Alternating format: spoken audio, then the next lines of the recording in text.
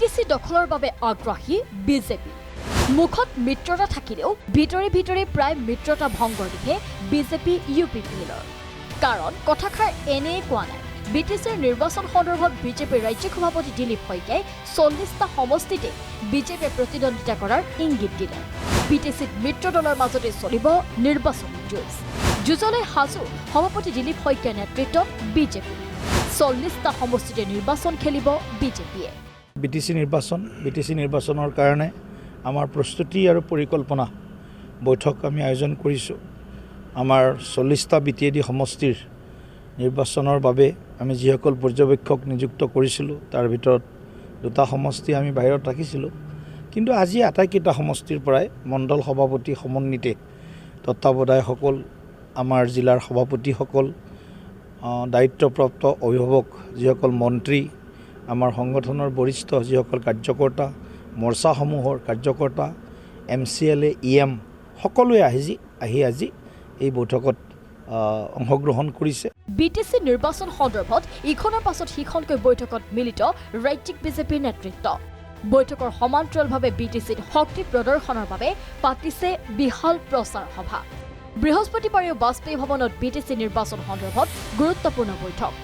বৈঠকত উপস্থিত মুখ্যমন্ত্ৰী হিমন্ত বিশ্ব শৰ্মা ৰাজ্যিক বিজেপিৰ সভাপতি দিলীপ শইকীয়া কেন্দ্ৰীয় মন্ত্ৰী সৰ্বানন্দ সোণোৱাল আদি পূৰ্বে 36খন আসনৰ কথা কোৱা বিজেপিয়ে 40খন আসনতে যুঁজ দিয়াৰ সম্ভাৱনা বৈঠকৰ অন্তত বিটিসিত শান্তি আৰু প্ৰগতিৰ বাবে বিটিআৰবাসীয়ে বিজেপিৰ নেতৃত্বত বিটিআৰ চৰকাৰ হোৱাটো বিচাৰিছে বুলি গুৰুত্বপূৰ্ণ মন্তব্য সভাপতি দিলীপ শইকীয়াৰ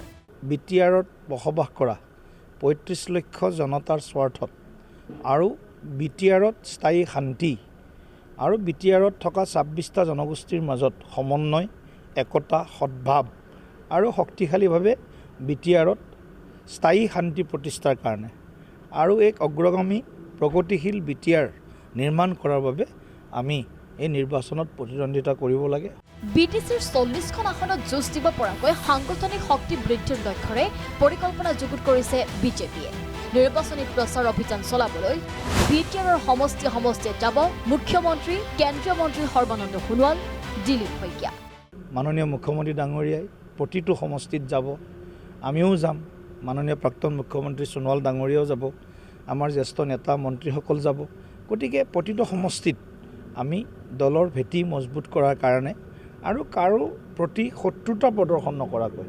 কাকো গালি নপৰাকৈ আমি আমাৰ ৰেখাডাল দীঘল কৰিবৰ কাৰণে চেষ্টা কৰিম কংগ্ৰেছৰ লগতে বিটিআৰত নথকা একাংশ আঞ্চলিক ৰাজনৈতিক দলে বিজেপি চৰকাৰৰ বিৰুদ্ধে ষড়যন্ত্ৰত নমাৰ অভিযোগ আনিছে সভাপতি দিলীপ শইকীয়াই